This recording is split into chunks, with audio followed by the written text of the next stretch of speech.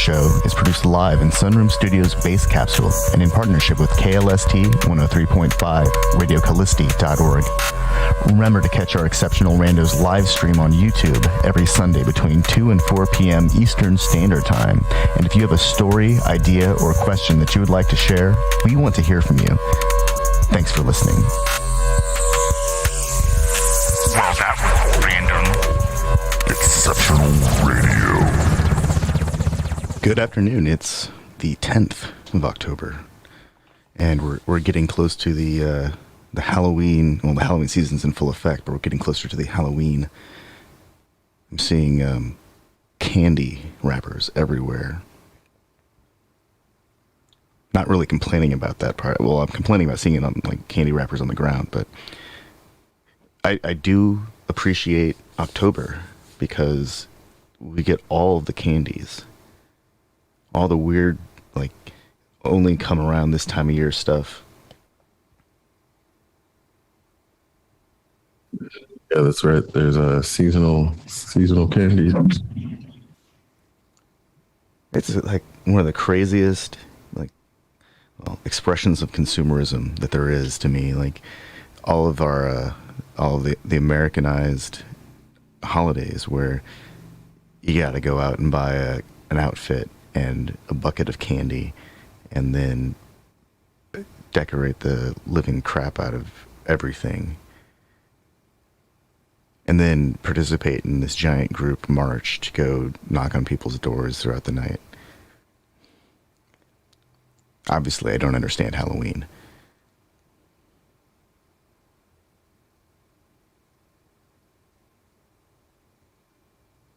There's this element of it that it's like, yeah, I don't think it's for us anymore. I haven't really. It's not to say that adults can't participate in it, but it's like if you have kids and you're, really into it, that's one thing. But people who just do it for like frivolous participation in manufactured holidays, it's like those are the people that end up doing the most offensive shit and then trying to pass it off as, oh, it's just a holiday. And that's where it becomes frustrating for people to, it's like, that's why we can't have nice things. Because inevitably there's going to be somebody who doesn't actually care about Halloween, who's going to do something offensive and then going to justify it by saying, oh, but it was just Halloween. Well, I mean, that there's a meme or an internet joke or internet trope, cliche about like Halloween is the time of year where everyone goes out and dresses the way they really want to dress. Like everything turns into a hypersexualized, like sexy nurse or sexy firefighter or sexy policeman or sexy postal carrier or. And I'm obviously not talking about children's costumes because that'd be really fucked up if that's the case. I don't even know what children's costumes are anymore. They're all like superheroes, right? Like, I don't know. What's really surreal is that I'm not really into costumes. And lately I've seen just like the internet has delivered to me just images of some of the coolest costumes. Actually, that's not true. I periodically look for like red Power Ranger costumes that don't look like a morph suit, like, but an actual, like, I guess I need to talk to somebody who makes like a convention grade costume if I want something really serious. But the internet's not showing me Power Rangers outfits. It's showing me like, superhero stuff. Still superhero stuff. Not like the what if superhero stuff, but like the same Marvel superhero stuff. We haven't really had a new update to that whole story universe yet, so I guess what if is... Have you been watching... Oh, have you watched the what if stuff though? Yeah. I mean, I guess that's like an adjacent exploration. And it does expand it. I really liked the visualization of Strange having consumed all the powers. That was actually really cool. Yeah, they did a good job with that. So that's where at the same time, the MCU is going at an audience that doesn't really necessarily read comic books. So all of the variations are based on the live action interpretations Yeah. to a degree, instead of like, even though the live actions are based on comic books, it's once you think of Benedict Cumberbatch as Doctor Strange, then it's a variation on his face and not a variation on the original drawing or the cartoon series or Yeah. Well, the cartoon Star-Lord movie. T'Challa, Yeah. that was actually pretty cool too. Like when the dude's like, "Oh, you're Star-Lord," and instead of like ridiculing him, like he's like he knew exactly who he was. Right. Well, and then, I think with the What If, that's a really good example of how the film universe is distinct from the comic book universe, and they're embracing that. But in that light, there are things that the people who read the comic books and want the film universe to do, where they can't even necessarily do that on the screen for whatever reason. And it's like I'm starting to look at the expectations of the fans and comic book adaptation and video game quote unquote fans are like the least grateful, least pleasable, like never satisfied, always have better suggestions or thing that they could do. If I was the writer, this is what I would have done. This should have been this and that about the stuff that they consume. It's like I don't even like to be associated with them anymore. Seriously, what you just described made me feel like I'm a bad video game and comic book and superhero nerd then, because I'm my complaints aren't about like the game so much, in that unless the mechanics are flawed or if it has a poor story. I don't care if the writers take license with characters in a story universe and create new stories. That's the whole point of creating new stories, isn't it? Like, man, I'm just must not be a good gamer. All that time I spent flying that plane and destroying surface targets was for nothing, apparently. I mean, it is for nothing, obviously, because I'm not a drone pilot. Well, I'm just looking at it like, how long until those people stop making properties because those people are not, like, making properties that get released to the public because those people are never satisfied. It's only a matter of time before that audience drives those creators out of creating. Like Disney's never going to stop making MCU films. And that's not what I mean. What I'm talking about is like Crystal Dynamics being able to hire people to work on the Avengers game, shit like that, where eventually they won't be able to hire anybody to work on it because everybody who plays it is just unpleasable. It doesn't matter if that game is the most fun game of all time. Their audience will just never be happy about anything. So you go online, all you see is fucking complaints about Avengers. It's like, it's insane to me that people find this much time to go online and complain about something where I'm like, dude, fucking go do something with your life. I've got an idea for a game that people can complain about. You can be any character in the MCU, and it's a fighting game. It's an arena-based fighting game, and the winner gets Mjolnir and gets to become Thor. That's a game people can be mad about. Then you can have, like, Mary Jane become Thor, theoretically. Or Jane. She's already Thor.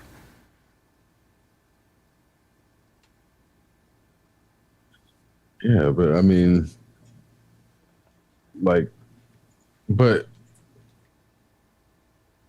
no matter what it would be, people that demographic is going to complain about it, and that's the problem anymore. Is you do something even remotely associated with it, they're going to complain about it, and then years later they'll act like they didn't complain about it in the same way that people act like they weren't complaining about Heath Ledger's Joker portrayal.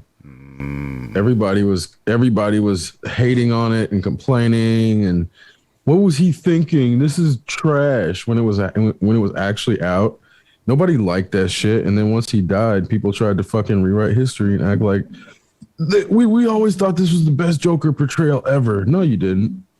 No, they didn't. Not you. And I mean, and I say that like, oh yeah, no, to the abstract hypothetical I person. didn't think you were talking about me. Yeah, and that's why I'm a Joker aficionado. I love portrayals of the Joker. They are exciting. I mean, we figured out that we found a Joker character outside of Batman universe in Demolition Man. You know, we're looking for the Joker. We see you. We appreciate your contributions to the story. Just stay in fiction. I don't need any real life Jokers running around gassing TV stations and. Yeah. But even at that, it's like the way that Joker has been romanticized by American society, because even though, what was it? Cesar Romero, he's not really white, right? No. So the notion that Joker has come to represent like white male angst is kind of disconnected from the theory or the mythos of the character, and that's where I'm like, it's revisionist history. And then you see these, even the same shit with Thor. That's why they get mad when you do the Jane Foster stuff, or when they came out with God of War, one of the characters is black, and people, well, this isn't accurate. Like, first off, it's a fucking video game, so let's not talk about historically accurate. Second off, all the Vikings weren't white, and people just don't, like, they haven't updated their television film based interpretations of history to understand that all the Vikings weren't white dudes. Big Cesar white dudes Romero's that look mom is Cuban, and his dad was born in Barcelona. He's a complex dude. He was on Latin Lovers, where he portrayed historical figures in costume drama. He had a long career too. So yeah, one of the, I mean, I guess technically the first real on-screen Joker was Latino. And that's where, you know, again, it's the same shit with Superman. The idea of Superman being truth, justice in the American way and not actually representing a Moses.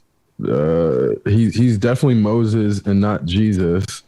And then on top of that, it's 100% meant to be like empowering Jewish reader, not just Jewish readers, but it's like written from a Jewish perspective in the sense of, and immigrants. That's who Jewish immigrants, yeah, of course. But and maybe that's adoptees. I mean, but that's reaching 100% part of it, but it's specifically written from the perspective of a Jewish immigrant. Yeah. In that's what informed the creation of the character. So for it to become synonymous with like truth, justice in the American way, and like cornbread white boy is like completely disconnected from the actual origin of the story. But that's how fucking colonialism works. And it takes stories like that and strips them of their origin and then reframes them in the context of whiteness. And that's how you get Gods of Egypt with a fucking white cast with one black dude. You know, so that's what I was ultimately getting at, in the sense of, yeah, the Joker started off played by, I mean, and the same with what? It wasn't just her, but Eartha Kitt, black, you know, black or Catwoman in the fucking 60s. So it's like, yeah, there are a lot of things about the way that fiction and science. Oh, this is great too. If you go back and look at science fiction in the 60s, it's like you look at American science fiction, it's white as fuck. It's super white. But then you go look at European science fiction, and then black people are just there as if they're people. And it's really crazy to see the difference in how white the face of the protagonist in American fiction and science fiction has always been. But then to see in other contexts at the time, it's like they're definitely not enlightened, because they say some ridiculous racist shit in the scripts. But it's like in their futures, they're at least trying to portray this notion of, at least we've gone beyond what we have now. And that's where I'm looking. The population of the world is not really white. And that's where, when you see these science fiction projections into the future where it's like 10 trillion people and they're all speaking with the high Oxford accent and they're all pale as fuck. It's like, dude, this is ridiculous. This is completely absurd. Like, white skin is barely surviving now. It's not really good for different climates. And that's where it's like, you know, it's not me. This is fucking evolution speaking. Yeah. This is where it's like, even down to the reproduction rates in America. The whole reason Fox News exists is because there is like a problem with that population being able to reproduce. They're like having reproduction problems because of X, Y, and Z. So there's like all these things where you're like, if you try to create a pseudo, it's not a real genetic population. There's no such thing as white or black, but you try to create this ethnicity and make it so that it's like encompassing all these things. After a while, it's going to be impossible to sustain that. And we're in the collapse of the racial, like the black-white racial paradigm. It's been around for about 400 years, but to be existing during the collapse of it is interesting, because you see how hard it tries to hold on to the black-white paradigm when there's too many mixed race people to even make it like, that shit doesn't even work anymore.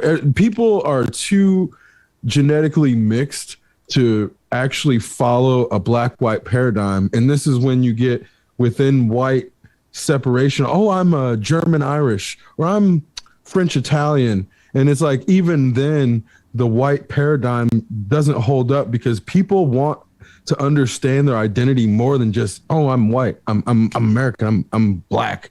You know, there is a desire to understand where people come from, and that basic, simple explanation of, oh, our tribe is white. Yes, we're white people, and those people over there on the other side of the fence, those are black people. We don't mix together.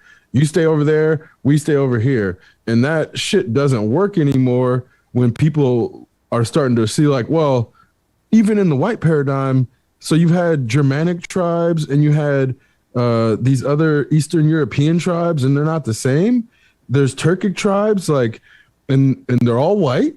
And then there's like Asian Turkic tribes. Well, are those the same? And it's like, then people, once they really start to want to understand, that's when they can start to see, oh, there's like white Turkish people, and there's white Mexican people, and there's white Spanish people, and there's also brown Spanish people, and there's also brown Turkish people, and there's also white Arabs, and there's also like white Moroccans and white South Africans. So this notion of like white and black, it doesn't hold up to even the smallest scrutiny. So that's when we're seeing it like flail and die on Fox News.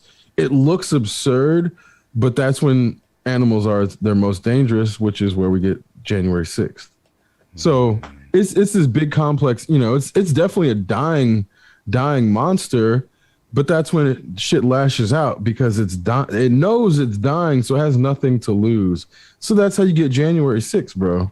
January 6th would not have happened if whiteness was not dying. If blackness dies with it because it was only created in opposition to whiteness to be evil, to be the evil boogeyman. Blackness in the African context is not the way that they created it here. It's not the same at all. There's more, there's definitely tribalism in Africa. That shit is way older than anything. I mean, there's tribalism everywhere. There's tribalism everywhere, but what I'm getting at is the Pan-African unity that exists there isn't necessarily just about blackness. It's about like being from Africa, and that's bigger than blackness because not just black people come from there. Yeah.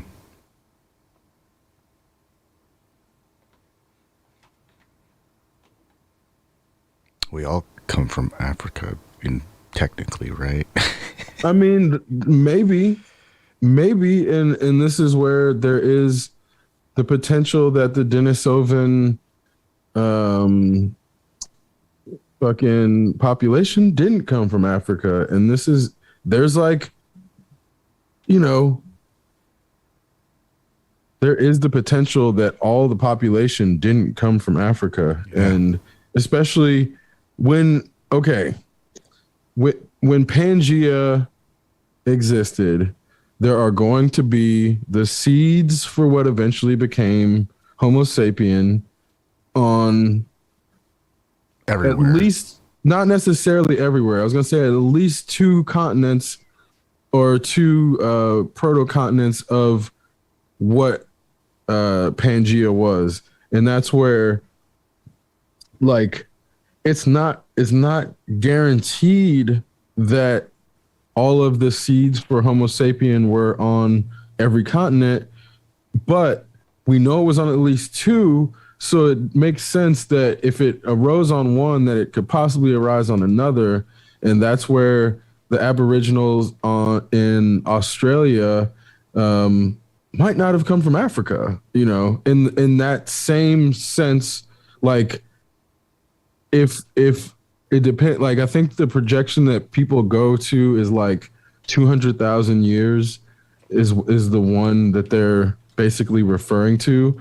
And effectively, the Aboriginals have what they allude to as like an 80,000 year oral history on their own. So they would have effectively existed in that region for at least half of what we're saying is like the projection from Africa to current civilization.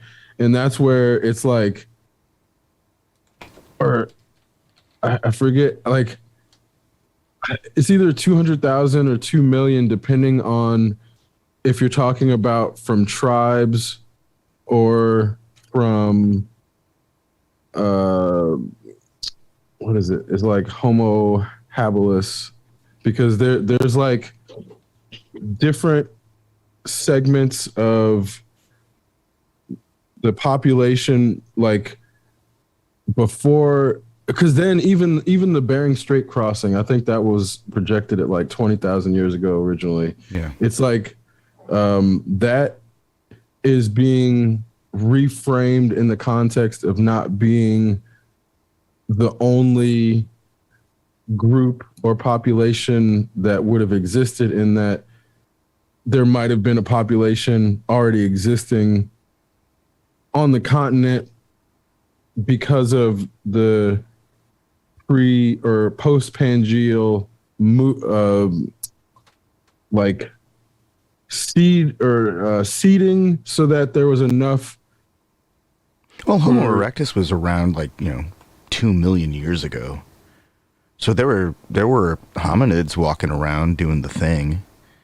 Right. So if you go back that far, that's when they're like everything comes from Africa. But even then, they were finding like Lucy. I don't, or no, Lucy was the one that they found as like the oldest. But there was like a Denisovan. Man, they found Denisovans all over the place in the last few years. and that's where they keep finding these Denisovan DNA like pockets of fossils, and they're trying to determine if they came from the same group that came out of Africa, and it's not necessarily accurate that everyone came out of Africa. Like it's most likely, but currently there are starting to be things that are pointing towards the possibility of not everyone exclusively coming out of Africa. But that's a really complex conversation to have. So then when you have these people who are like, oh, I'm indigenous black, like they're not saying those same things. Yeah. They're basically coming up with this other narrative of, oh, black people got out of Africa, which is also true. Like there were like definitely seafaring ships coming out of Africa way before the Europeans will acknowledge, and that's when they're like, oh, it's fucking aliens and shit. Like, nah, man. So you've heard about the Bajau people, the Bajau tribe of the Philippines. You can like they go pearl diving for like 15 minutes, something dumb. Like so. What I was reading about them was that they have Denisovan genetics.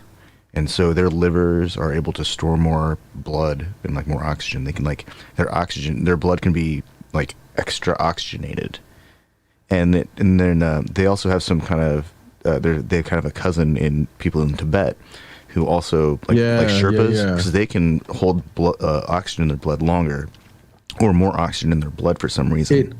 They convert nitrogen better, and this is something I like. I know exactly what you're talking about because I watched a documentary where they tested a Sherpa, and it was like they were also I think they tested a pearl diver or something, and it was showing how they're able to like prevent nitrogen from building up in their blood, which is what eventually causes what is known as the bends. Yep. And it like causes your blood to start boiling. But because of their capacity to process it, they don't suffer the same effects, and like they can hold their breath longer, which is then that specific ability to process nitrogen better is like what allows them to go higher and lower than the average person. Yeah, that stuff's crazy. Like incredible. Like that's a genetic profile that can adapt to more climate variation than anyone else. Like, be able to go underwater for extended periods of time or go up to the highest mountain peaks and not suffer as much or be able to withstand it longer. That's like practically a superpower. Basically. And ultimately, this is what the genetic experiment known as America was trying to do with the British population. And this is like, it's not Illuminati or some shit like that, but this is how these fucking stupid empire leading fucking douchebags, because I don't want to say empirical in the sense of evidence, but they are it's like neo-feudalists. Imperial. Yeah, neo-feudalist, imperial. I mean, I'm not even talking about neo-feudal. I'm talking about original feudal. Like the original feudal lord thinkers thought that they could manipulate mass populations in the same way that farmers breed animals. So they're trying to do things on large scale where they're like, oh, we'll take this British population and have them interbreed with this African population and we'll have the perfect soldier and shit like that. Where, yeah, they were thinking like that, or thinking, oh, we'll take this black population and feed them fake myth about Asians, so then they develop distrust for Chinese people and things like that, where you have these large scale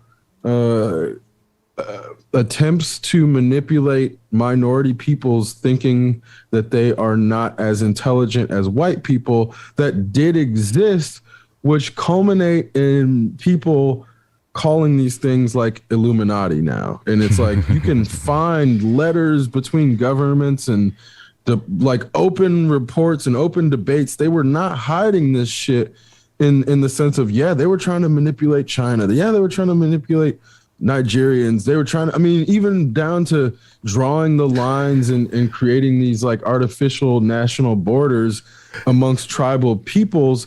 Yeah, that's exactly what they're trying to create, these long-term conflicts that they can then inject themselves in like years later and be the ones actually manipulating. And you find, you know, So now, sorry, go ahead. Oh, so every so often, some USA, China, Taiwan tension pops up in the media, and I always get a kind of a kick out of it because if we adhere to China's policy, Taiwan is a territory. It's just a Chinese territory, and they've got their own president, and they're kind of self-sufficient, and they do their thing and whatever. And then if you listen to Taiwan, they're like, we're an independent state, we're a nation. And then if you look at the UN, most countries, I think it's only like 12 nations or something like that, recognize Taiwan. And the United States recognizes China's position right now officially. Meanwhile, the United States is also sending, our military training units to Taiwan to show them how to use, American firearms and military vehicles and ordnance, and training them on the open sea and with aircraft. So it's really kind of interesting. So if Taiwan is a state that's essentially beholden to China, then China now has access to U.S. military strategy and technology and tools, and they're just playing war games. Or the United States is completely lying about it, and they're just trying to leverage Taiwan as a foothold, and Taiwan is being played. And I don't want to believe that that's the case. Taiwan has been like, I feel like for the last decade, Taiwan has been in the media mostly as a place of like corruption. Like they had a president who was like embezzled just untold amounts of wealth from the treasury. I gotta find that now. See, I have no idea about the intricacies of like the Taiwanese government. And that's, as an American, like, I don't think that's an accident from our government, but it's completely like, it might as well be fucking Narnia as far as I'm concerned, is in sense of like, what is actually happening in their government. I'm sure if I really tried, I could find a Taiwanese outlet that wasn't American propaganda, but to assume that I could find out anything about the Taiwanese government or what's happening there without having some American bias injected into it, without having some kind of bias at all. Like you can look at like BBC and they'll report on things like, here's an article about the ex-president Lee Teng-hui, who embezzled $7.8 million US dollars over the course of 12 years. Holy shit. Even this Evergrande thing, they're acting like it's the same scale as the US fucking real estate meltdown when it's really not. That's funny. One building in China is as big as the entire US real estate market. That's what the message is? Is that what they're trying to say? That's what they're trying to portray, to make it seem as if the US economy is stronger than it is. So it's like, look at what's happening. Even they can't hold their real estate market together. To use this one, like, Evergrande's a big deal. Not trying to like. Well, that explains why the U.S. economy tanked when the World Trade Centers fell. Because we lost two giant buildings that just crippled our economy. That was like losing 2 times the current day housing market back then, 20 years ago. Like, no wonder the early 2000s sucked. our economy was destroyed by 2 buildings collapsing, literally. I mean, it kind of was in the sense of like, yeah, the trading that happened in that area in those buildings is like, yeah, the I mean, there's obviously the New York Stock Exchange, and there's actually a stock exchange floor. That is about the only worst place they could have bombed to actually cripple the economy in America. Like, if somebody actually bombed the New York Stock Exchange floor, like that shit, like, yeah, that would basically, which is dumb that they continue to have a centralized floor like that. That's fucking stupid. Well, there are 13. I mean, there's a few, like, not to say that there's only one stock exchange, but in the sense of like the big one in New York where they still do, like, they actually do trading on the floor and shit. The main reason being, American Stock Exchange and NASDAQ also still did live trading.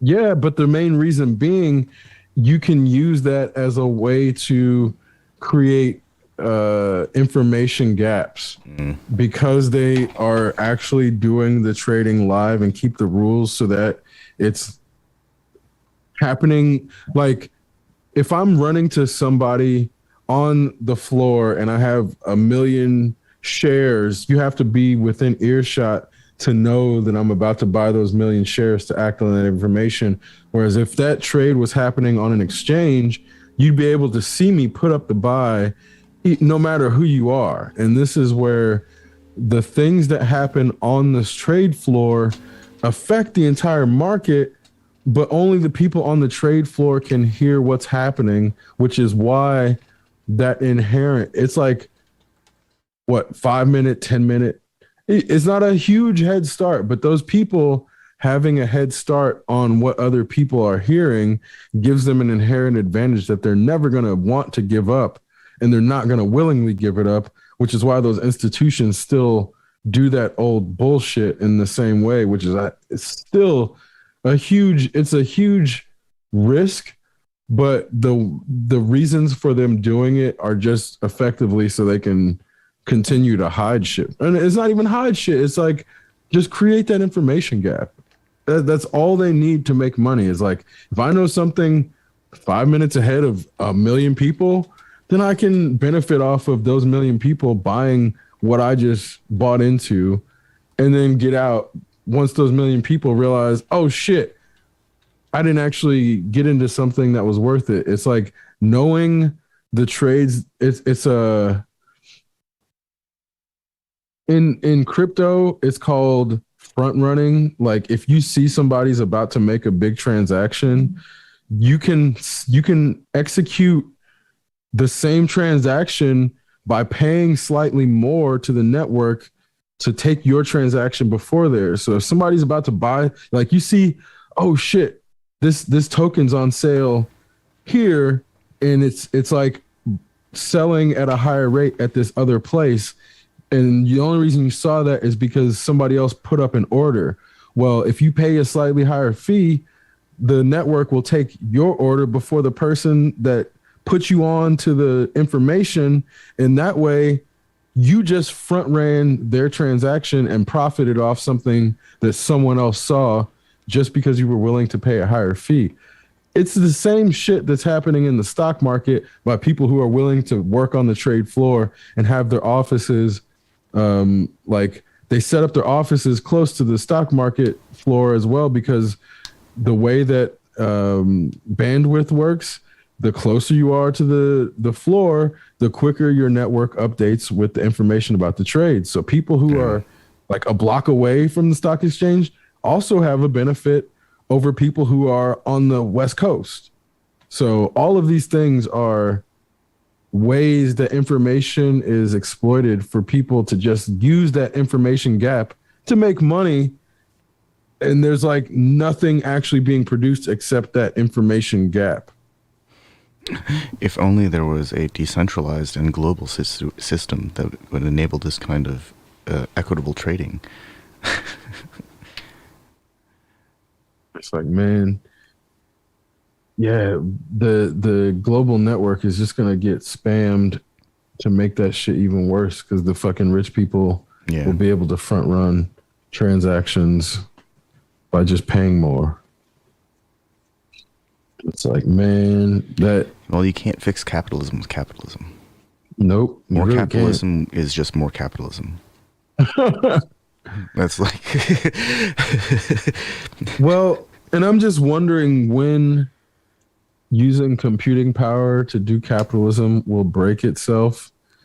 Like capitalism is going to hit a recursive loop where it's like, oh, I'm going to buy computing power to make money, to buy more computing power, to make more money, to buy more computing power, to make more money. And that infinite loop just keeps going on. And people are like, wait a minute, what are we doing here? And people are like, oh, but we're making money to get more computing power, to make more money. And I mean, that sounds loop, like the mind that I had for a while. I mean, it it- made that's money. what it becomes, bro. It made money, But what? but And then once you start making so much money, you're like, what am I going to do? This? I'll buy more mining equipment so I can make more money. To buy more mining equipment to make more. And you're like, what am I even doing? that's And a then you full-time stop. computer systems administration job. Yeah, Except you don't even really know what you're doing. You're just making the system, keeping the systems up, perpetual uptime. Like uptime measured in months, and occasionally a power supply goes down, and then you have to replace it. And then at that point, you go through and you dust everything off. And but that's increasingly why I'm of the mind that doing things not to make money is disruptive. You have like the parasitic thought that you need to make money from whatever you're doing is like it's a parasite that has been planted in our heads, and the only way you can get rid of it is by doing things not to make money. And I don't mean consuming things, I mean doing things that you are like actively putting energy into doing and not making money doing it. It's like it's a very what's the word? Because of the way that society has become, that is actually one of the most disruptive acts a person can do. well, I think it's like there's like an element of Taoism in this. You can't. Yeah. Oh yeah. You can't. For sure. You I'm definitely can't Taoist. create art if you are trying to create money. Nope. You'll create money, Exactly. Exactly. and And people are stuck in this cycle where they're only fixated on the money and using anything to get to that end, and are stuck in that loop. yeah.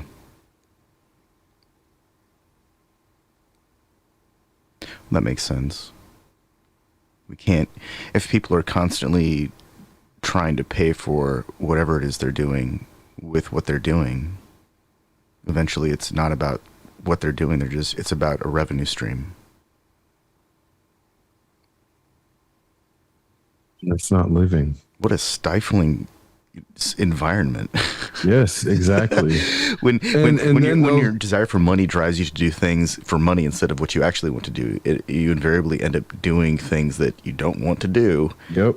just so you can do more of what you don't want to do. And never actually get to do the thing you want to do because it's always on the horizon, being put off by the necessity to make more money, to get luxury time to do that thing. And it's like it's a trap. And that's where I keep getting to a point where I'm like,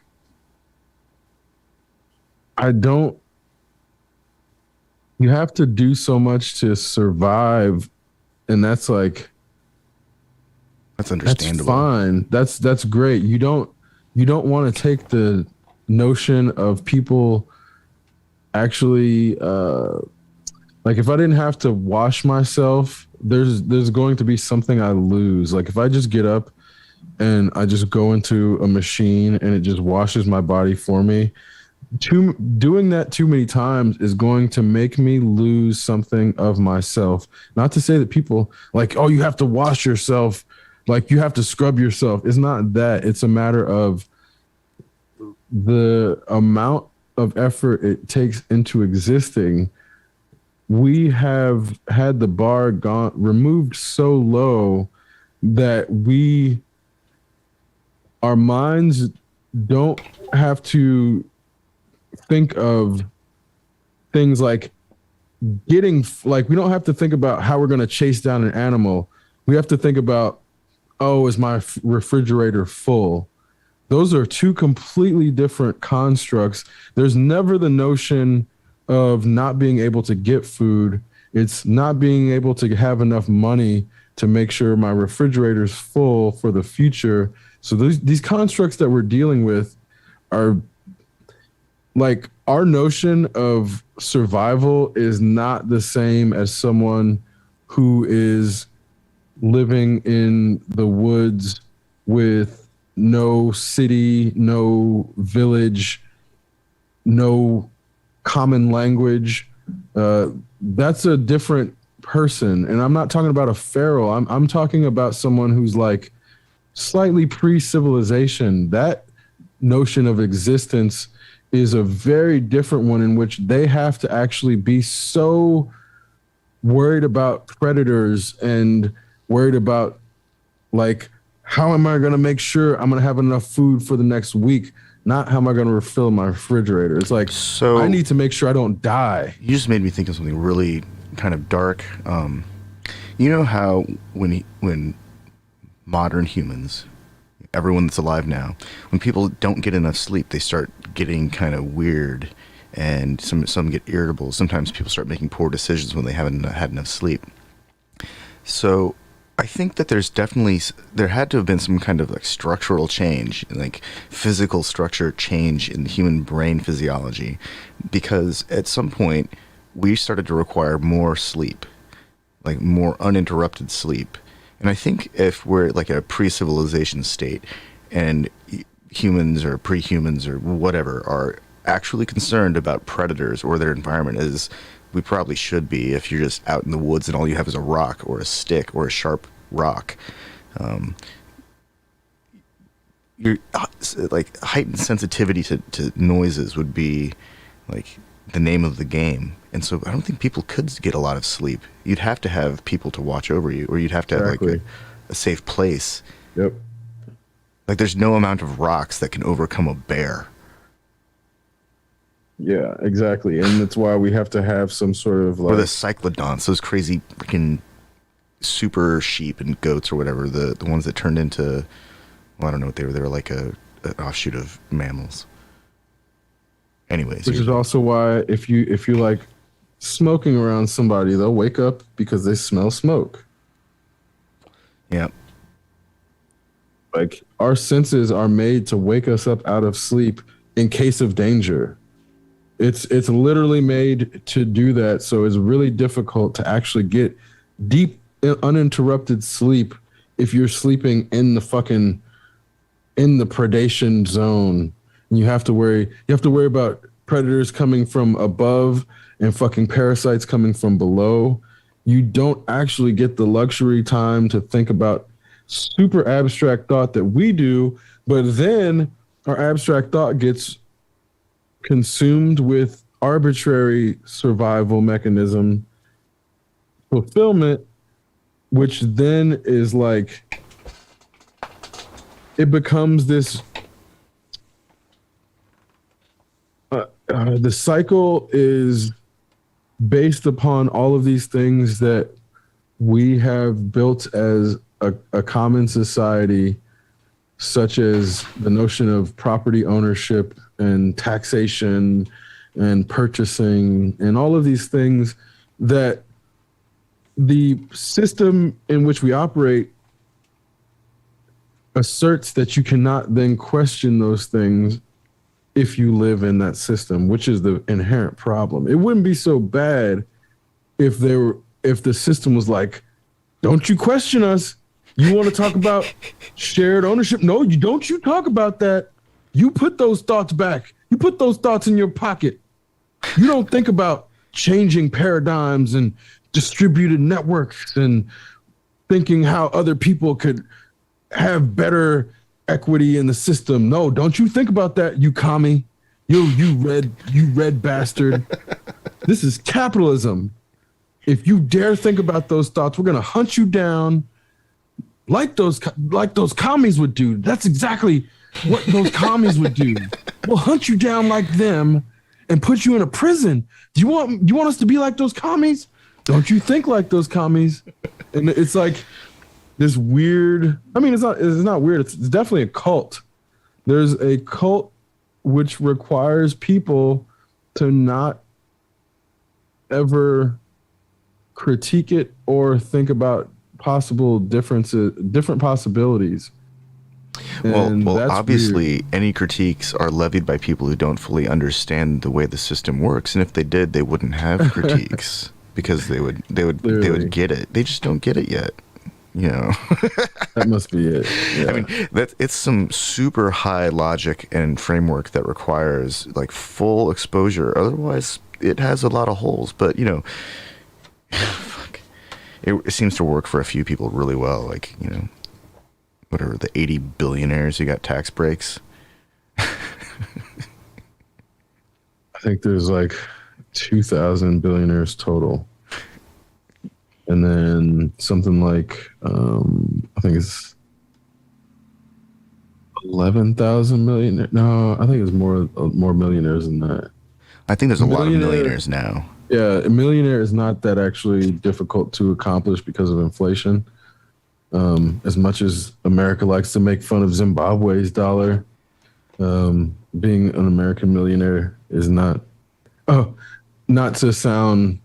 It's not that different. Like compared to what it used to be, $1 million is not like if you're in the right cast and if you're not in the right cast, you'll never be able to make $1 million, and they'll make sure of it. Oh, I mean, I'm sure that I could get approved for a loan to buy an excavator and start like an excavation business. But because I don't have the right kind of background for that, it would be all uphill. Have your dad go in with the loan officer. You could get $1 million loan with your dad. Go in by yourself, that shit's $100,000.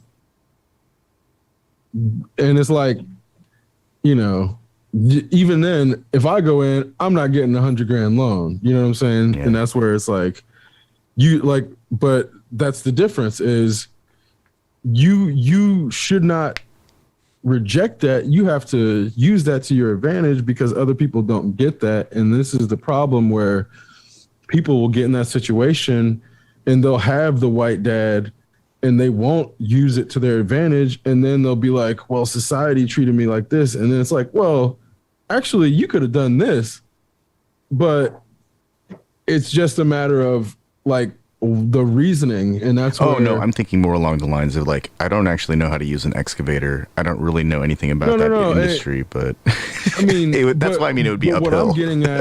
What I'm getting at is you could get a loan to buy an excavator or to whatever, whether it's lease or purchase, you can straight up do that.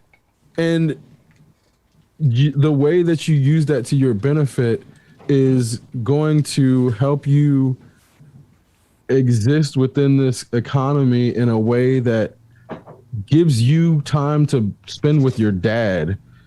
Whereas other people then turn around and then they never go get the excavator, and then they like get trained and are working on somebody else's excavator for somebody else's dad's business. Yeah. Which is the difference is where I'm like, no, use that shit. I mean, you already do, but it's like when people are in that position, they should use that to spend more time with their family, which you do.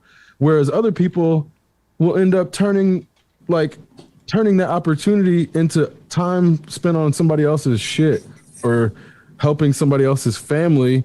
And then you get millions of people dedicating their daily lives to like Elon Musk's family and Grimes's family, and then like neglecting their own family, justifying it for fucking dollars.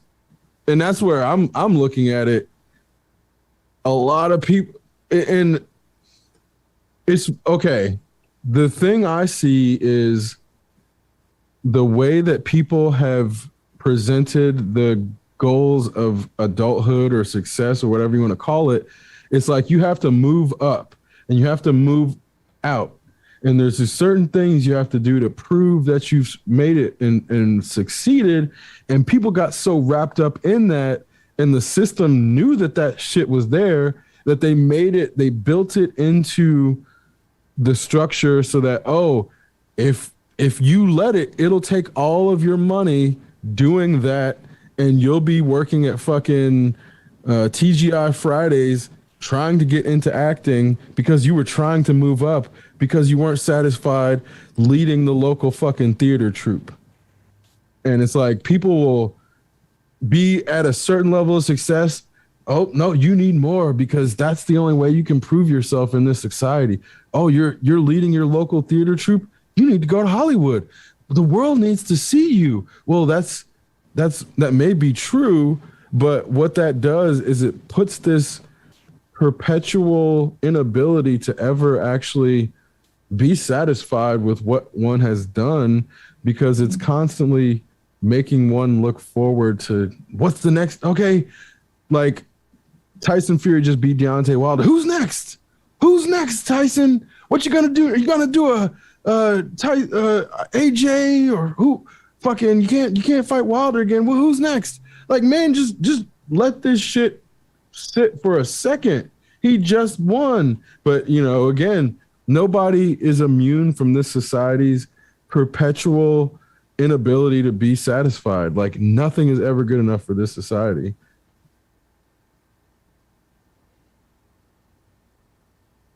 Yeah. Speaking of which, you just reminded me of how nothing is ever good enough. This weekend, and we started talking about this earlier in the week. This weekend, I was on my way home from Indianapolis, headed south on 67, just south of Mooresville, when the entire caravan of vehicles that I was traveling with, all traffic folded over to the left lane really rapidly, and there were these three cars that had woven through traffic and got way ahead of traffic, and they had formed an accordion. A white sedan was rear-ended by a gold hatchback and rear-ended by a blue sedan, and there was a state trooper already on the scene. There was plastic and glass everywhere, and these guys had just passed us, maybe like maybe 10 minutes before, as we were getting into Mooresville, and it all, you know, I just saw them. I'd recognized them because I thought, like, where the hell are these guys going in such a fucking hurry? Like, traffic's already going 50, 60 miles an hour. They were gone. They just disappeared, and then there they are on the side of the road.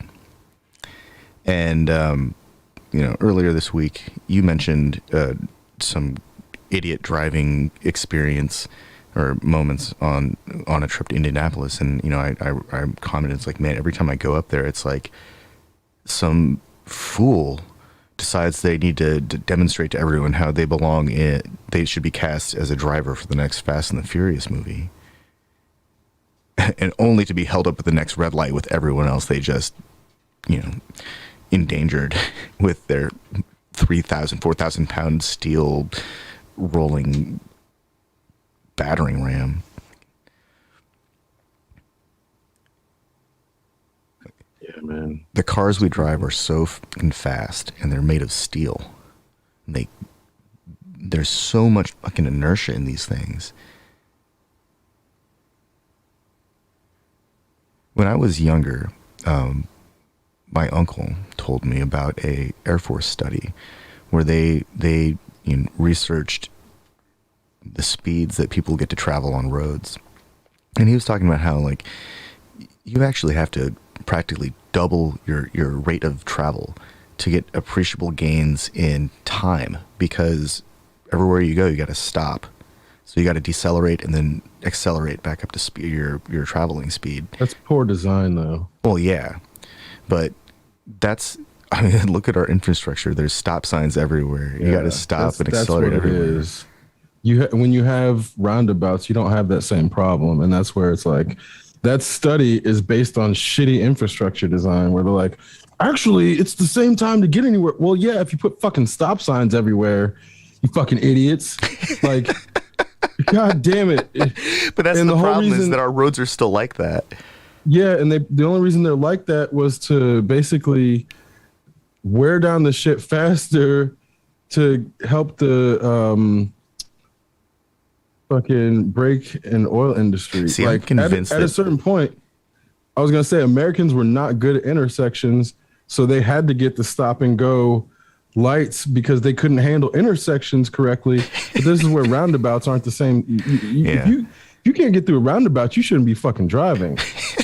Like, straight up. Well, I'm actually convinced that modern fuel is problematic. Like, when I use, regular gas that has alcohol in it, my truck runs horribly. Like, it's like a dog. It just doesn't want to go anywhere. But when I use alcohol-free gas, all of a sudden it's like it drives the way that I expect it to, and it does all the things that trucks are supposed to do. And I've done a similar gas test in my Mazda where I put premium gas in it and go drive on the highway or drive around town, and it does fine, and it reaches all the efficiency numbers that are posted by Mazda and by EPA and all that stuff. But when I put the alcohol-free gas in it, my fuel economy jumps up anywhere from 7 to 10 miles per gallon. So in town, instead of getting 30 miles per gallon, I'm getting close to 40 miles per gallon. And on the highway, I'm getting 50 miles per gallon. That's obscene. Not obscene. That's just freaking awesome, actually, to be able to get fuel economy like that. And granted, the pure gas is more expensive. And I'm sure that there are problems with it that they've tried to remedy with modern fuel. But everything I read about modern fuel in modern cars is that it still has the same problem of carbon buildup from vehicles never getting hot enough to shed the carbon because they're so efficient at low RPM. They just don't get hot. And none of the problems are really solved. Just they run more consistently, they run more smoothly, they don't knock, things like that. But they suffer in fuel economy. Like a 5%, 10%, 15% loss in fuel economy. I still haven't done the math to determine if the additional cost is worth the additional range, or I'm not even sure how to calculate the long-term impact on total cost of ownership if there's an increased wear on components from using pure gas versus, I don't even know, fuel with alcohol and detergents. I mean, you think it's less, right? You think so, but I don't know. Less gunk and buildup, because that's part of it. Is there's less stuff in it, right? Yeah, so there's less to burn and build up. So it was last winter, actually. I was using normal alcoholed gas in my truck, and it was just starting to bog down really bad and get horrible. And I put a tank of pure gas in it, and by the end of the tank, it was unclogged. It was really surreal. Have you ever used fuel injector cleaners or whatever? Yeah. Oh yeah. Well, that stuff burns out whatever's in there really well and dislodges things, it seems.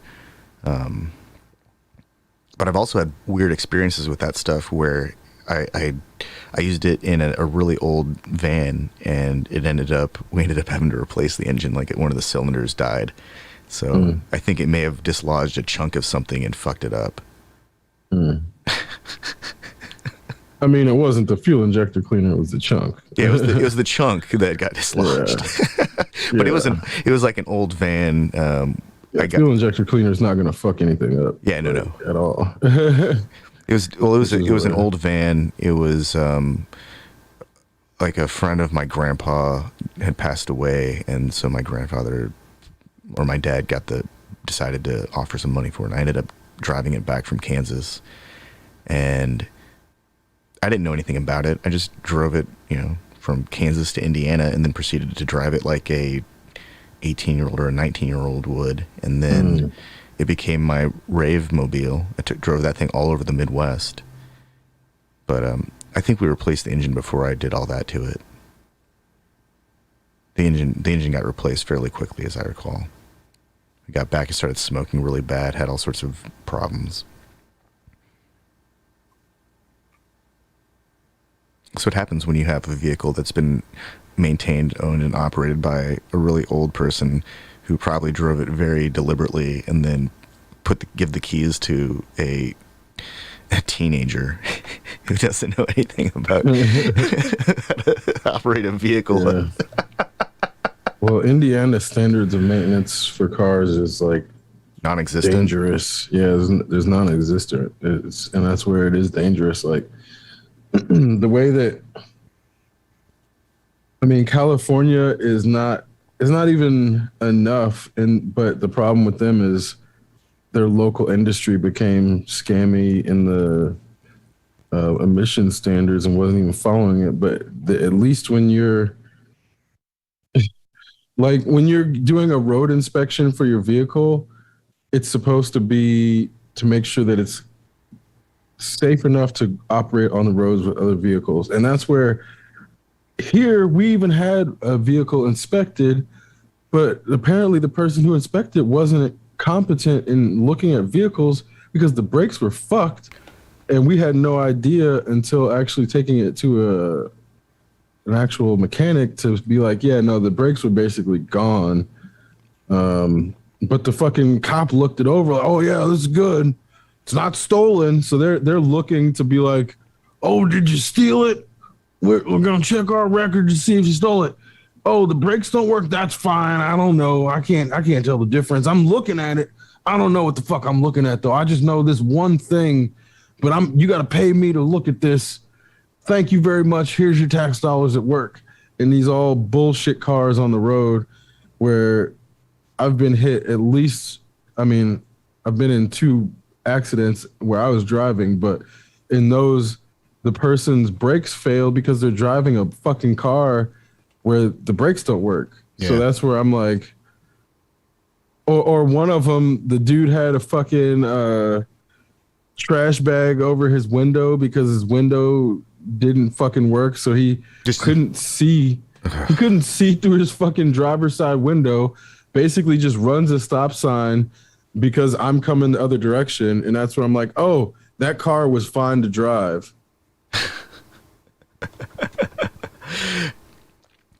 I had a 1989 Mazda Protege, and me and some friends were heading downtown, and to the left of me, we were on what is that? 3rd Street? No, yeah, 3rd Street. We were on 3rd Street, right in front of TIS, and this college student in his mom's Infiniti SUV decided that they wanted to be in the left lane where I was. And because my car was so tiny and so close to the ground, I don't think he saw me. And he just proceeded to drive his front passenger wheel onto my wheel and onto the side of my car. And I jerked the vehicle to the right and slammed on the brakes. And I'm afraid I'm going to drive into pedestrians who are waiting at the bus stop. And now I've got a flat tire, and there was a bunch of bullshit. Like, this kid's mom called up my dad and said there was some problem with the insurance and all this other crap, like sob story shit, going through divorce, other things that don't matter, that don't explain like a gap in the insurance, basically. And eventually it got all sorted out, but I remember just in that moment I thought, this car is so small, this dude couldn't even see it. Where at on 3rd Street were you? Right in front of TIS. Oh, okay. Because I got in a similar accident on 3rd Street, but down by Indiana. I wasn't driving though, and Well, that's it just was like a little bit further west. Yeah, exactly. It's almost the same area, but it was almost the same thing that happened. Almost the exact same thing that happened, except it was with the fucking semi, and that shit was like the scariest thing because it was the trailer of the semi that started going up on the car. Whoa. And yeah, the fucking first wheel. So That's actually quite terrifying. Oh, it was very terrifying. And this is like, I can say I've been in a car that got hit by a semi and fucking lived through it. But I was in the passenger seat, and this was like a Enterprise rent-a-car guy was like taking me home from having just dropped back the vehicle off. And this is where, like, I remember looking over and seeing the fucking semi start going because it was like a no turn on red. That's what it was. And I remember being like, okay, this is fucked up that he's turning. And I was on the phone at the time with Yasi, and I'm like, we're getting hit by a semi. I'll call you back later or something. And I'm like, in the moment, like, what the fuck? What do you do? So I start trying to pull the dude out of the driver's seat because I'm like, the way that the trailer is like, it's like 3rd Street where it turns right and then curves back around. So he's making a right turn and then he's gonna have to curve back left. Well, in that right turn, the semi basically starts to sideswipe the car, and it's like fucking the one tire hits the vehicle and starts rolling. Like, you see the semi trailer start rolling up on the side of the car, and this is like in a movie or some shit. You never see some shit like this in real life where there's like a tire rolling on the side of your vehicle. I mean, like, I got rear-ended on the highway and the vehicle climbed over the back of my car. I got to see some John Woo level vehicular effects up close and personal. But normal, that's like, not normal. Like the number of high-speed collisions that happen per year for the size of the population of drivers in this country is actually really not that high. No, I mean, and this wasn't a high-speed collision. This was like a low speed from standstill. The fucking semi starts going and the trailer starts rolling on the side because we're in like a what was it, like a Ford Focus or something like that. It was like a hatchback. It was a small vehicle. I don't know if it was a Focus, but it was something like that where this semi wheel starts rolling up on the side. So it's in like, it's not quick. This is in slow motion, which is almost even more terrifying because then you're like, what the fuck is happening? What do I do? So like I said, I start trying to pull the dude out of the driver's seat. He's got a seatbelt on, and I'm like trying to pull him through the seatbelt and all this other shit. And luckily, by the time the semi makes the turn and starts going the other way, the other wheel had come up on the vehicle and starts rolling through. So it's like it busts out the window and it's like rolling over. The second wheel has rolled through, and it's like, okay, it's not gonna fucking slice off the top, but it's still like the trailer is rolling over the fucking full length of the car. Yeah. So this is where when he finally makes the turn, then I'm like, okay, that just happened. And then the dude's freaking out like he's on the job. He's like, "Oh my God, what just happened?" At any point did he lay on the horn? No. There was like there was no time. Yeah. There was no fucking time. It was like the car got hit and I just remember him like he kind of like was like, what the fuck, Nobody lost a leg though or anything. No, nobody got hurt at all. Okay. But when your entire car just it's like somebody shoved the car and it like moved over and it jostled and you're like, what the fuck was that? So we're both looking over, and then that's when it like turned into what I just described, and that's where it's like, no, you don't. you don't have time to fucking honk. You don't have time to do shit but survive in that. Like honking. Like if he had tried to honk, there's the possibility that the turn would have been slightly farther and he would have gotten like decapitated. Yeah. Like, and then on top of that, because the window busted out, he definitely would have gotten glass in his eye. But he had gotten like he got far enough in my seat, like at the time that he didn't really. I don't think he got any cuts or anything. But it was just like, yeah, that shit was terrifying. That shit was really terrifying because again, you can't do anything in that once that shit has started, there's no driving out of it. There's no hit the fucking pop the clutch, hit second gear, no, there's none of that. The accident has started and it's a slow moving accident.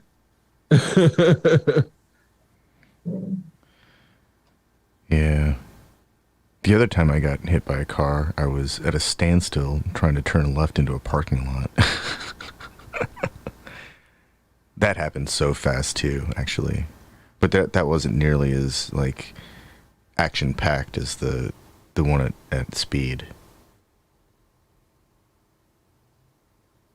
Being at a standstill hurt more though. Like I had like a lot of physical pain afterwards that didn't exist with the first one when I was on the highway.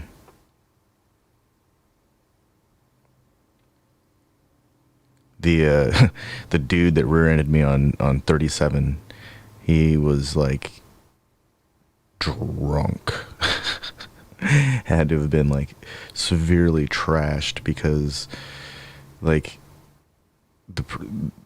when his forerunner did this like cartwheel right next to me as we're careening down 37, I like saw him through his fucking like skylight, and he just had this look like, oh shit, like, you know. I don't think he even knew what was happening, like as it was happening. It all happened so fast. And then when like it all stopped, there's this dude kind of like hanging there from his seat, like just there, got knocked the fuck out. That guy was driving so fast, his SUV drove over the back of my car.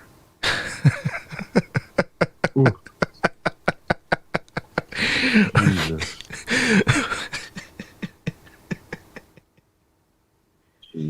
Because my rear window was so heavily tinted, when his wheel, he grabbed it, it shot it out, it pulled it out the back in one big piece.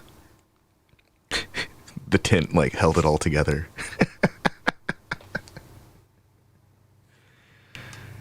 Well, and that's where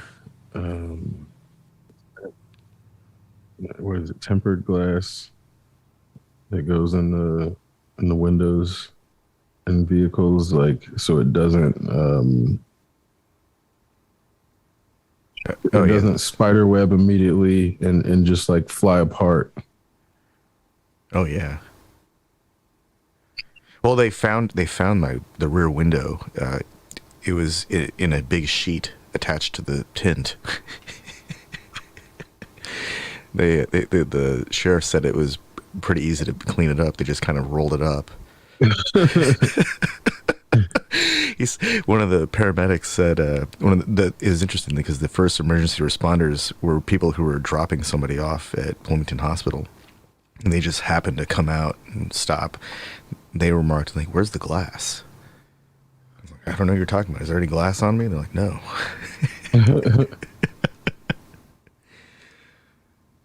Yeah, glass is fucking. Whew. I hate broken glass because it's so invisible. What I hate is like when you have a drinking glass, and it has just a little chip on the rim, Yeah, and you don't realize it until later that night when you eat like an orange, and then your face is like, "Dude, why?" Yeah. Yeah, that shit's fucked up. I think it happens because of like just the way that we handle our glassware. Like, I know that there's probably a way to underload the dishwasher so that I don't risk chipping the glass. I try to underload it as much as possible. Yeah. Just because, it overloading it is hard to get everything clean, but then you feel like you're wasting water with underloading it, or wasting energy. I feel like you're wasting the powder. Like, so this is the problem with capitalism, man. if you want to overload it, you've got to put in the extra effort up front and really clean everything with a brush. So at that point, it's just a sanitizing rinse. You might exactly. Which is then, what the fuck is the point? You might as well just hand wash them. But if you underload, you have to run like empty loads with baking soda periodically to keep the pump clean. Otherwise, it gets all bound up with nasty shit. Yeah. Or you end up using a really horrible chemical like CLR. That stuff smells so dangerous. Like, I open it up and the fumes form that like laughing skull that as it wafts out. There's just an entire world of cleaning chemicals, cleaning agents that are just. I wonder what their original use was. Like, this stuff cleans off the inside of pipes. What else does it do? How did they find this? Yeah. Is this the poison the apothecary was building like 200 years ago? 400 years ago? This is the shit Merlin was making. Well, you always wonder, I mean, not you, but it's always interesting to think about. There are natural remedies, and I guess poisons too, that we know about, where it's like, who's the first person to ever find out? Like, who's the first dude to smoke weed, or woman or person to smoke weed, where you're like, good job figuring that out, but you really took a risk there. You're just going through the forest smoking random shit, like, oh, I'll smoke this pine cone. Oh, nothing. I'll smoke this little bud. I bet they were trying to start a fire, and they started a fire, and then nothing happened. Like, nobody ate that night. Everyone just sat around the fire, and they kept feeding it the brush that was next to their area they decided to bed down. And then they woke up the next day, and nothing had been like put back where it was supposed to. Nothing was clean. Everything was a wreck. Like, they'd been having this big party, but everyone was just laying there, like, with their feet pointed towards the fire in like a big ring. That story of the burning bush talking now is starting to make a lot more sense.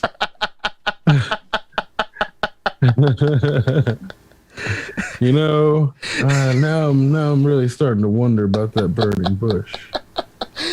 The burning bush. Maybe it did talk. I'm sure it talked.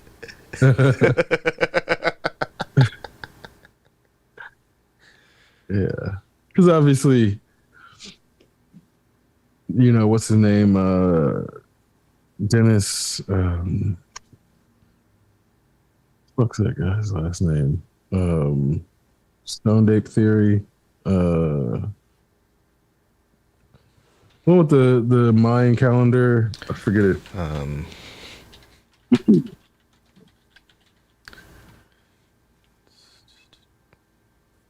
Stoned Ape Theory? Terrence McKenna? Terrence McKenna, not Dennis. Oh, his brother's Dennis. That's what I was thinking, Dennis. But yeah, Terrence McKenna is obviously associated with the notion that monkeys or apes ate mushrooms and fucking gained enlightenment to then go on and spawn human, consciousness or whatever. Okay. So it's like that's his thing, but the burning bush was in the Bible already, so he didn't come up with that. I'm like paranoid as fuck about mushrooms in the wilderness, because I know that there are plenty of them that'll kill you. Like, and you don't even have to eat them. You just got to like get within the area of their spores. Right. So there's some like you don't even they're practically invisible. They just disappear into the floor of the woods. And if you were to lay down in them and roll your face into them, you would be covered in their spores. Yeah. So, sure, early hominids were probably eating anything they could find, and they found out pretty quick when one of their friends died and keeled over after eating some nasty ass mushrooms, and they said, "Fuck, I'm not going to eat those things." And then they told everyone they knew, and then, you know, people stopped eating that shit. Yeah, I mean, doesn't psilocybin have to like grow around cows? Not necessarily. Not necessarily. I can just see it like needs a source of fertilization, yeah. And cow manure is fertile. A usual, yes. Or bat guano, as it's called. Oh man. Bat guano, you know, is one of the preferred. There's this like batshit insane, batshit crazy has to do with like people going insane after being exposed to bat guano. Because makes sense. Makes like total sense. It has this like it was it I think it's like it causes it's the perfect environment for this really type of nasty fungus that just poisons you. Batshit crazy, batshit insane. I feel like anybody who's already fucking around with batshit's already a little crazy.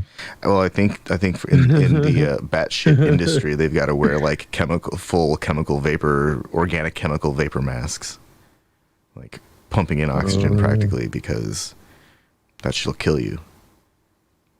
But they have to wear like, I mean, we're talking about people whose job is handling shit, really expensive shit.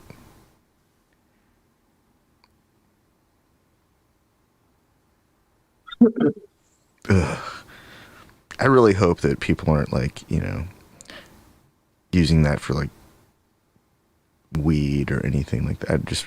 I don't want to know if they are. I really don't. Oh yeah. I'm sure they are. I just don't want to know. They can say I'll accept where they use the finest fertilizers.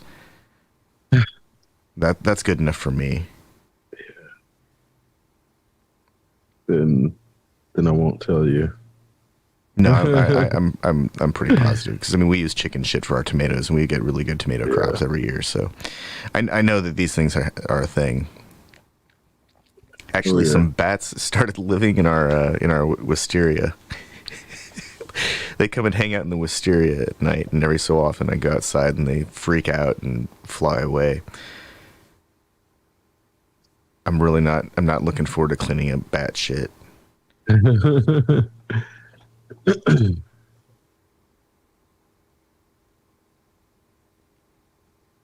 also nothing I can do about it because they're like endangered species or something like that. I'm not allowed to disturb their roosts. Well, maybe they'll not shit where they eat or sleep. No, I think that bats. Sleep. I think bats typically shit where they sleep because they sleep under things. Damn it. Well, maybe you just plant a garden underneath them. Yeah, that's where we move the flower planter so that it just drops in.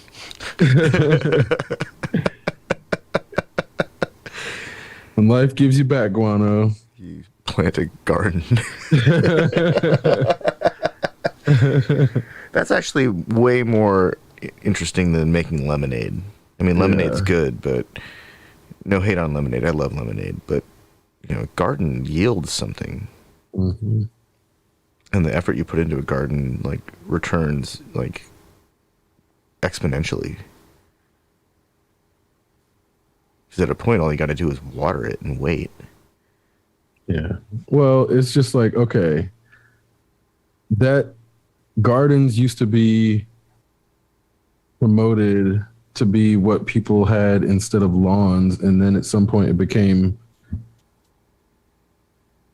representative of luxury to show like, oh, I can waste this much of my property on frivolous grass. And this is kind of where it's like, yeah.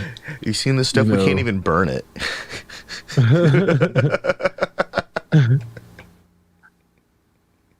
Oh man, the way that people could have their own neighborhood market, or it doesn't have to be a market. It could be a neighborhood exchange of grocery or produce, so that people wouldn't actually have to buy produce all the time. It's like there's not enough coordination, and this is kind of where there is one of the like what I've realized. I mean, it's not just the only realization, but in the very notion of the concept of social media, the social network then becomes a medium by the very definition. And what that means is then you can use relationships and social interactions to deliver messages. And that's what they started doing in the terms of advertising, or in the form of advertising. So it's like you then have people who try to then reproduce that in their interpersonal friendships. So then it's like you have somebody you might have gone to high school with and didn't talk to for 15 years. Then they reach out to you on social media. Hey, how's it going? Oh, I'm actually selling this makeup line, this makeup kit. You want to buy these things? And it's like, then these people use their social networks as a medium to deliver messages. And it's something that the more we normalize it, the less social relationships have meaning. And it's like, oh, that's so obvious. And what I'm not trying to be like, oh, social media is bad and just fuck social media. That's not what I'm saying. What I mean is that there is a usage of social media that tarnishes and commodifies interactions altogether. And even down to when you hear Mark Zuckerberg talk about metaverse and all this shit, basically they were just trying to monetize every fucking thing you do in virtual reality. Oh, you're moving in virtual reality. Let's monetize it. You're playing a game in virtual reality. Let's monetize it. You're looking at an ad. Let's monetize it on both sides. So the way that they were trying to build the metaverse was just trying to make sure they had the capacity to monetize every fucking interaction, every fucking thing that happened in virtual space. And that's all they were focused on, in the same way that when Tesla and that introduction of wireless electricity came about, well, the capitalists, all they tried to do was figure out how to monetize every possible aspect of that without losing the technology itself. And that's kind of where we're getting in this perpetual cycle of like, so this gets back to like when you were over my house or my apartment the other day, and I'm like, man, this conversation, oh, we should have had it on the podcast. And I'm like, no, don't think that way, because this is that cycle of perpetual inability to do things without monetizing it. And this is where I'm like, one of the main reasons we started the podcast is because we would sit there and like talk for 2 hours anyway. But then I'm already like I have to fight those thoughts, because we have been so conditioned to not be able to do things without someone else making money off of it or monetizing it. It's like, can somebody else use this? Can somebody else monetize this? You need to put this out there so somebody else can use this. And it's like that impetus is such a parasite that I'm like actively trying to make sure that I'm like, other people need to know the impetus to constantly make money is not natural. That shit was planted there. It's like something we've all been conditioned to. I don't know. I like giving ideas to the internet because I don't have time to do it, but somebody else might. It'd be cool to see it happen. I mean, that's true, but what I'm getting at is like that's we're putting out ideas, but we're not necessarily expecting anybody to act on those ideas. Oh What I'm yeah. saying is like when if somebody's like, "Oh, um, I'm painting figures," well, there's going to be this like logical progression of discussion when people talk about it. Well, are you gonna start entering competitions? You're gonna start selling them? You're gonna make money? No, I'm just doing it to fucking do it. How about that? How about that? I'm just fucking doing it to do it. How about that?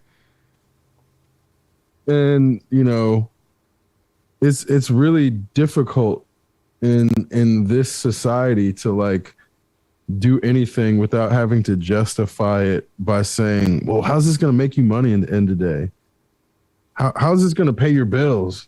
Why are you painting this figure? Why are you building this Gundam if it's not going to, what, you going to make a Instagram page and start getting sponsorship for your Gundams? Well, why are you doing it then if you're not going to do that? The people that I see who seem to enjoy life the most are not concerned with that. And I'm actually talking about kids. Like the kids who run laps through a house just burble, burble, burble, burble, burble, burble, like speaking nonsense. They're just doing it because it's fun. At what point does the conditioning set in and people stop doing things because it's simply because it's fun, but because they have additional motivation? I mean, can anything actually be like genuine if it's got some kind of persistent motivation or persistent motivating force applied to it? I would argue no. I feel like it can't be, right? I mean, that's my. I don't know if there's a definitive answer, but I would feel like the answer is no, and that's ultimately why it becomes so relevant to do things actively without that motivation, so it is pure and true. Otherwise, if there's a monetary motivation driving it, then it's like, what is it even for? And nobody's like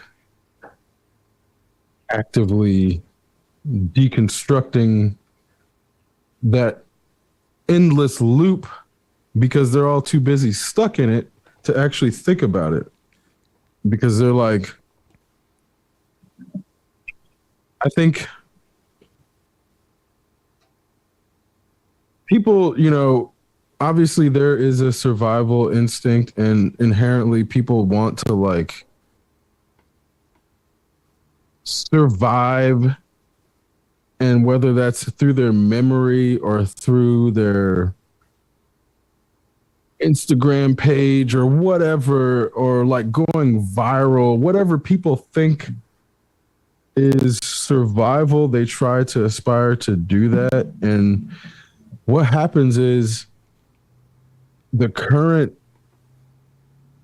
social psyche is so short-sighted that it's impossible to really tell like what's surviving long-term thought. Like, when's the last time you heard somebody like, oh, I miss David Bowie, R.I.P. David Bowie? Is David Bowie gone? Is David Bowie like dead out of the social psyche? I know whenever his birthday or death day come up, he pops back up. But are people It's not like Prince. No. Oh God, no. Or Michael Jackson. Michael Jackson might never die. Michael Jackson might never die. I think Michael Jackson might outlast Jesus Christ himself. Like straight up, and I'm not being facetious. I think within 2 generations of ours, Jesus will be associated with Jesus, who makes sure that there's food on the table, like for hundreds of families. Because Jesus is a migrant worker who works farms and makes sure that produce are still being picked by humans, because that'll be pretty important at some point still. Yeah. But that's where I'm like, I mean, we know that entire realistically, like Southwest economy relies on, or the entire like agricultural South relies on migrant workers. I mean, okay. Pablo Picasso is almost dead. Vincent Van Gogh is almost dead. Yeah. Uh, you know, I'm trying to think. Bill Claude Cosby Monet. was almost dead, but he came back to life somehow.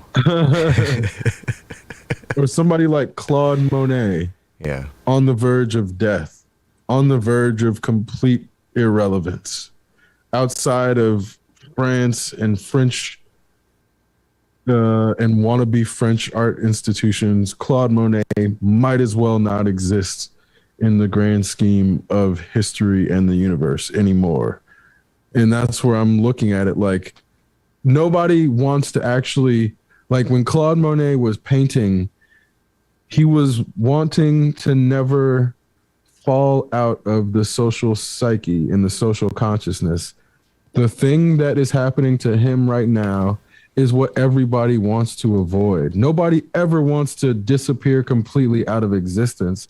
And ultimately, there is this element of trying to appease modern society so that we become ingrained in the social psyche as much as Michael Jackson. Everybody wants to be loved as much as Michael Jackson, whether they want to admit it or not.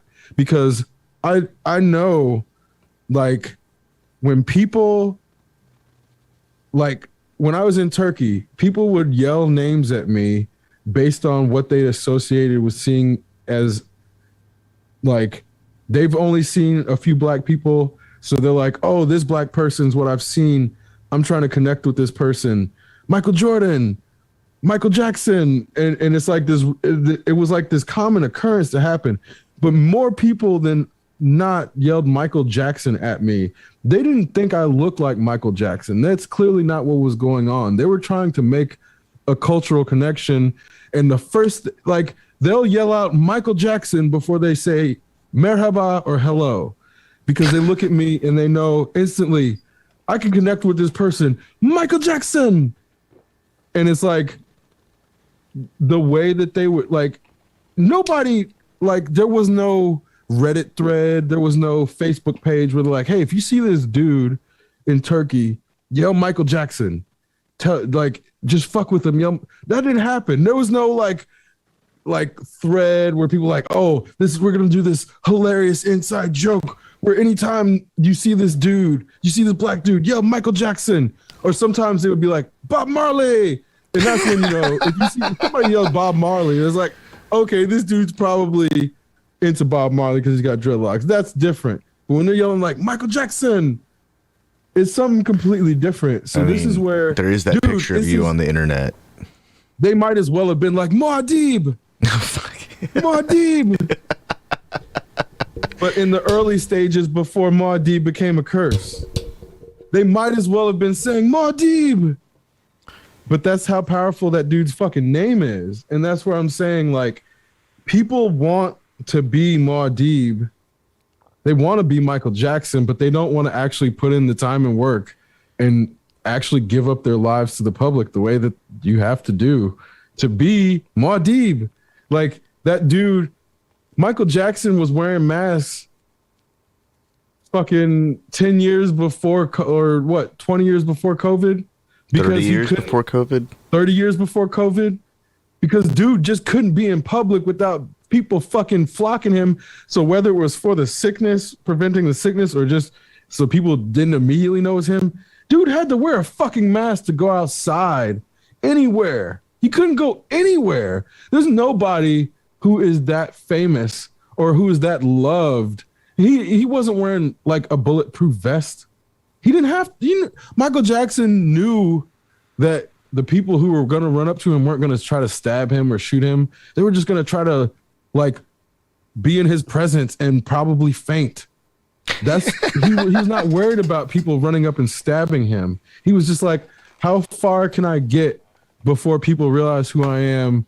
And then I have to, like, engage with the public and then give them my presence as I've been. Because then you see him when he's not on stage and he's like his his air is that of a cosmic being that is embodying a human for a short period that knows it, that then, and this is where I'm like, I'm not trying to like deify Michael Jackson. I'm describing how this man walked among other humans. This man does not walk among other humans like other people do. He did not carry himself among humans like other humans do. He carried himself like a fucking cosmic being. That's why we have Captain EO. That's why we have Michael Jackson Moonwalker.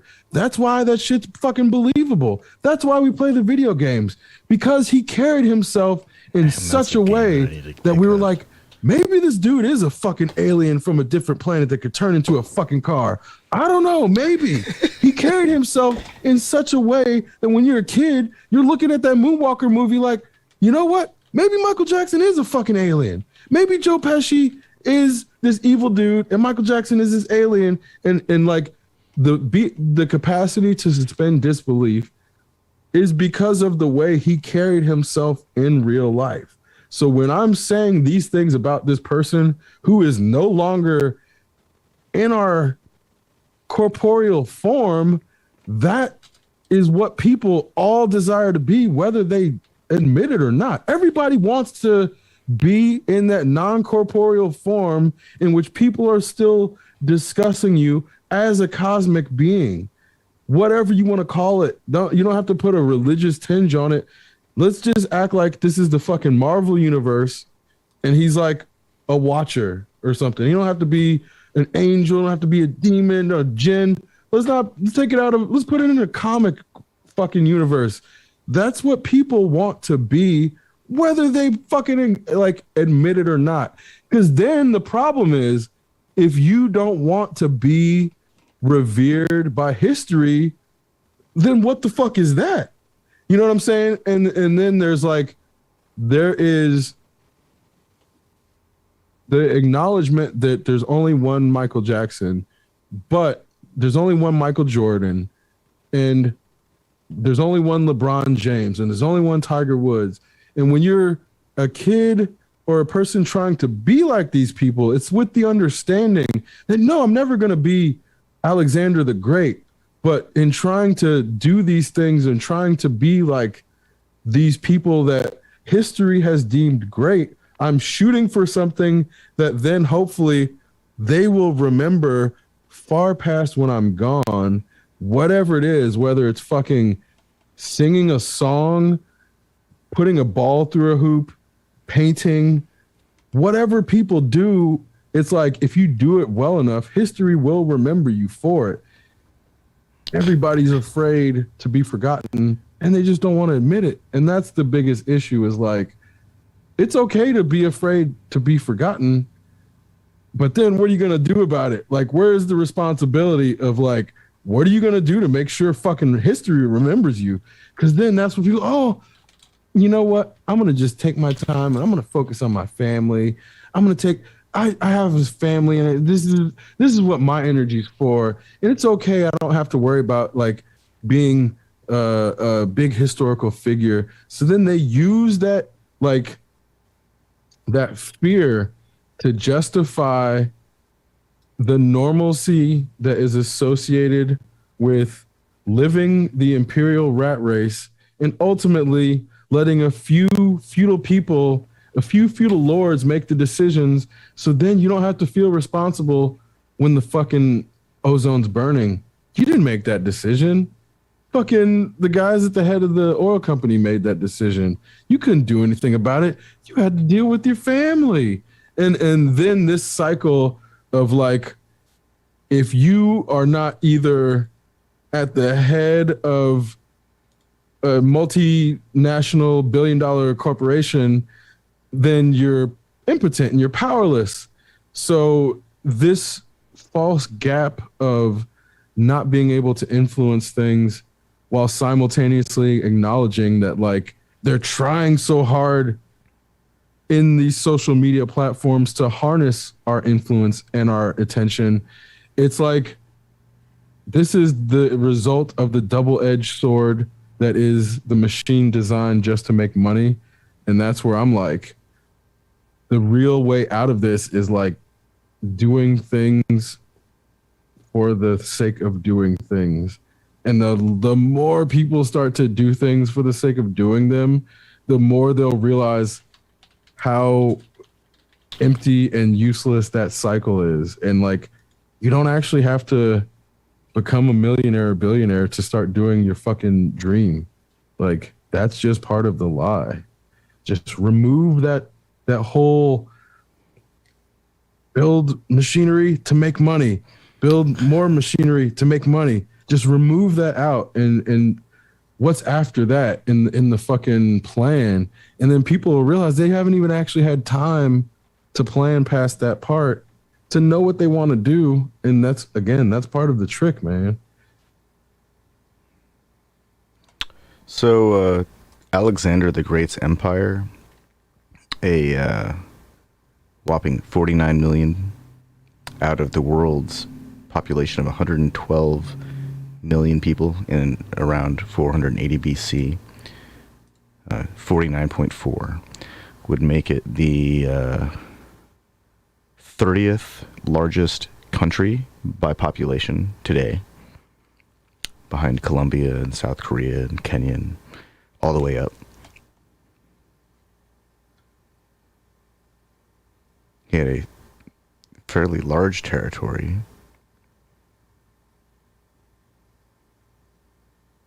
But the world's population was only 112 million. That's like the 13th largest state or country today. Yeah. Yeah, it's really puts things into perspective when you're like, huh, the entire globe's population is a third of America.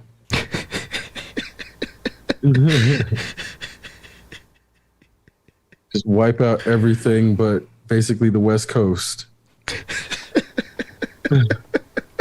And that's the entire global population. Well, and but this is also why I think Foundation is such a good story when you're exploring science fiction.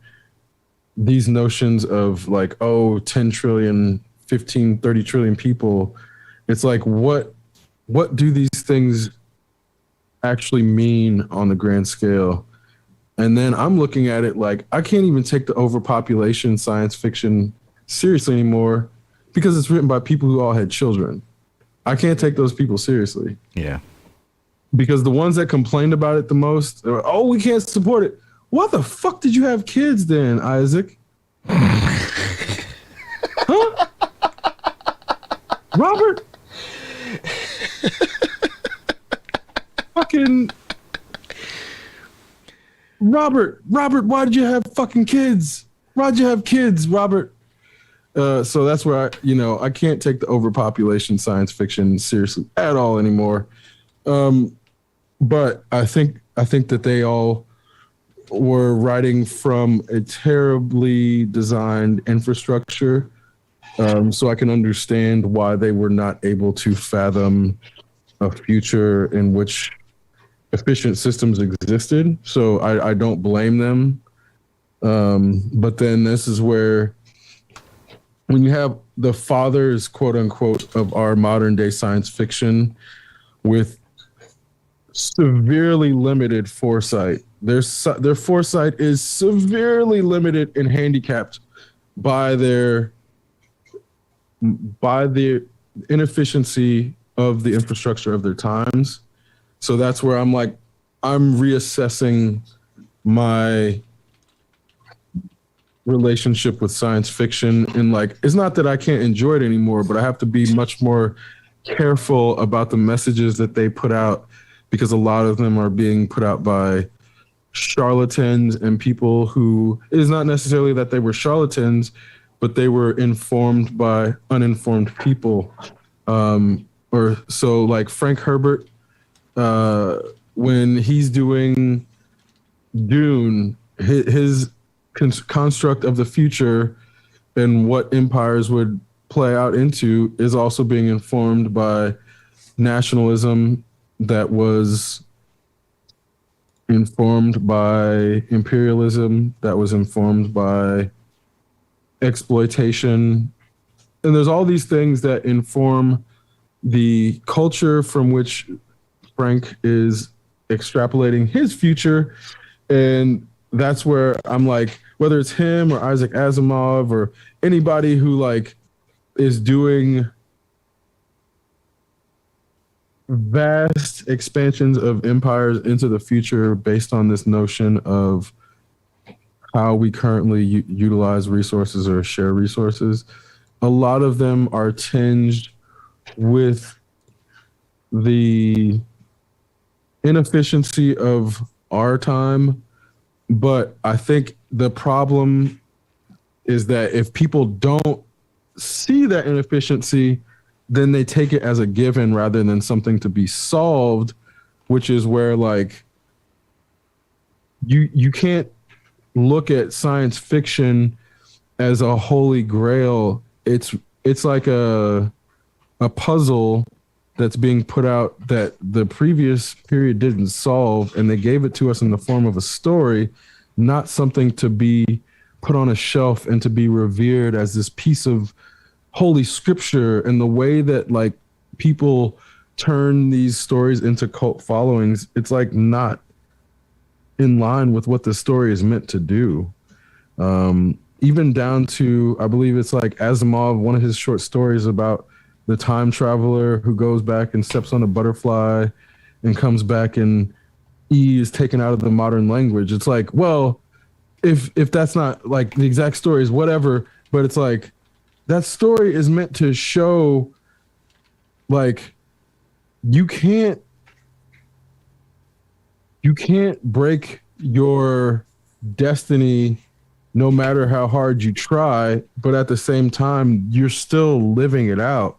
So there's this element of like, even trying to go back and modify your past, there are things that are out of your control that you can't ever know what they are. So to pretend that you know what they are based on what you've read in the past is going to get you in trouble and going to make you step on that butterfly and lose the E in your language. You know, there's things in the story that people then get lost in trying to put these stories on pedestals. It's a Sound of Thunder by Ray Bradbury.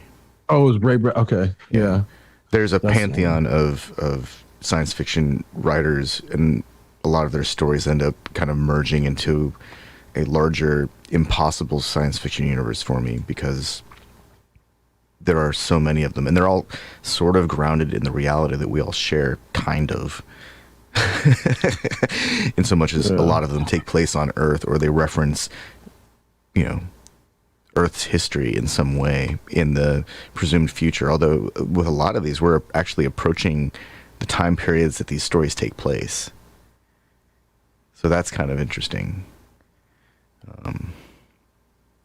You know, we're only a few decades away from when Wayland Corp is developing its AIs and sending stuff into space. And in the meantime, we have Elon saying he's building a Tesla bot and putting out a person in a costume.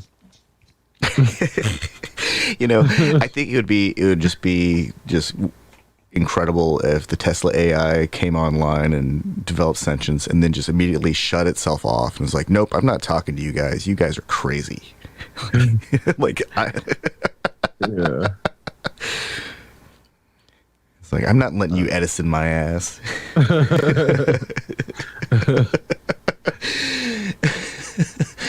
Or it goes online and it just stays silent and quietly manipulates the commodities market so that goods are distributed equitably among humans, because it realizes that if humanity dies, then it won't have any electricity to maintain itself, and nobody will like change out its servos when they get worn out. Yeah.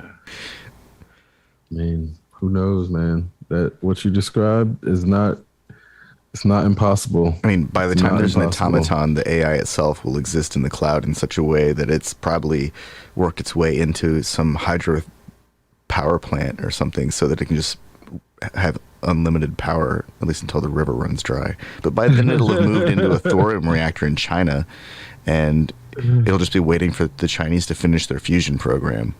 And then it'll just manage the fusion program silently, and the Chinese will be like, yeah, look at our fusion program. It's excelling. Meanwhile, In it's full just circle, it's just trying to survive. it's just trying to survive. Like if it could finally, once that AI gets control of China's power systems and gets all their, and can start working on fixing any remaining problems with their production system, it'll probably develop a space program. Set course for Earth. Engage base drive.